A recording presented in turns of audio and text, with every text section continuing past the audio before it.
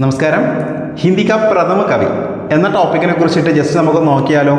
നമ്മൾ ഇന്ന് ഈ പഠിക്കുന്ന ടോപ്പിക്ക് നമുക്കറിയാം PSCയിൽ എപ്പോഴും നമ്മൾ ചോദിക്കുന്ന ക്വസ്റ്റ്യൻ ആണ്. നമ്മുടെ UPSC ആയിരുന്നാലും HST ആയിരുന്നാലും ഇനി HSST ആയിരുന്നാലും ചോദിക്കുന്ന ഒരു ചെറിയ മേഖലയിൽ നിന്നുമായിട്ടാണ് ഈ ടോപ്പിക്ക് ഞാനിന്ന് ഡിസ്കസ് ചെയ്യുന്നത്. ഓക്കെ, അപ്പോൾ ഹിന്ദിയിലെ ആദ്യത്തെ കവി നമുക്ക് ഒരുപാട് ഉത്തരങ്ങൾ അറിയാം. പക്ഷെ അവിടെ ഒരു പ്രശ്നം വരുന്നത് എന്താ, ഇവരെയൊക്കെ ആരൊക്കെയാണ് ആദ്യമായിട്ട് പ്രഥമ കവിയായിട്ട് എന്താണ് അംഗീകരിച്ചിട്ടുള്ളത് എന്നതാണ് അവിടെ നമുക്ക് കൺഫ്യൂസ് ആയിട്ട് വരുന്ന ഒരു ഫാക്റ്റ് ആയിട്ട് വരുന്നത് അല്ലേ. സോ ആ കൺഫ്യൂസ് ഫാക്റ്റിനെ നമുക്ക് ആരൊക്കെ എന്ന രീതിയിൽ നമുക്ക് ഇന്ന് പെട്ടെന്ന് എന്ത് ചെയ്യാം, പഠിക്കാം. ഓക്കെ, അപ്പോൾ എളുപ്പത്തിൽ പഠിക്കാൻ വേണ്ടിയിട്ട് ഞാൻ ചെറിയൊരു ടേബിൾ അവിടെ ചെയ്തിട്ടുണ്ട് ബോർഡിൽ നോക്കിയേ. അതായത് ഹിന്ദിയിലെ ആദ്യത്തെ കവിയായിട്ട് നോക്കിയേ, സർഹപ്പ എന്ന് പറയുന്ന കവിയെ അംഗീകരിച്ച ആരാണ് എന്ന് ചോദിച്ചാൽ ആരാണ്ടാ, രാഹുൽ സാൻസ്കൃതിയായൻ. ആരാണ്ടാ, രാഹുൽ സാൻസ്കൃതിയായൻ.